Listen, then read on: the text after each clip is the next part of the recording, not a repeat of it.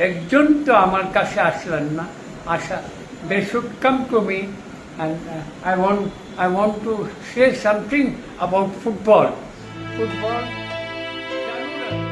জীবনের শেষ বেলায় ভীষণ কষ্ট ছিল অভিমানও। 50 বছরেরও বেশি সময় ধরে যিনি মোহামেডান স্পোর্টিং ক্লাবের পার ভক্ত হিসেবে আলো কেড়েছেন, বয়স বাড়ার সাথে সাথেই সেই আতাউর রহমান আতা ভাইয়ের খোঁজ কয়জনই বা রাখতেন।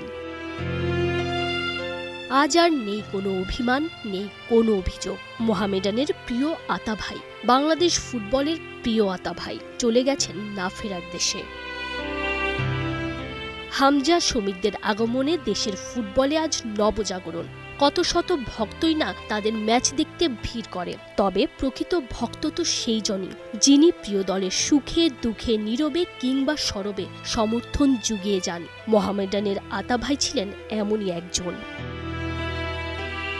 1962 সালে আজাদ ওয়ান্ডারার্স ম্যাচ দিয়ে স্টেডিয়াম চত্বরে পা রাখা সেই যে ফুটবল প্রেমে মজলেন, আজীবন ভালোবেসেছেন মোহামেডান স্পোর্টিং ক্লাবকে। বাংলাদেশ ক্লাব ফুটবলে আবাহনী মোহামেডান দ্বৈরথের স্বর্ণযুগের সাক্ষী হয়েছিলেন। দলের ভালো মন্দে তাই এক আতা ভাইয়ের নাম বারবার ঘুরে ফিরে আসবে।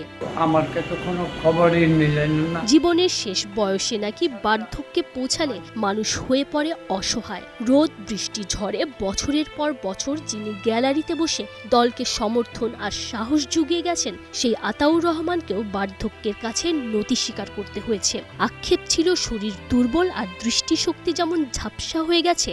যাদের কাছের মানুষ ভাবতেন, সেই অনেক মানুষের সাথে যোগাযোগও দুর্বল হয়ে গেছে। তবুও পথ চেয়ে থেকেছেন। কেউ যদি একবার খোঁজ দেয় প্রিয় মোহামেডান ক্লাবের।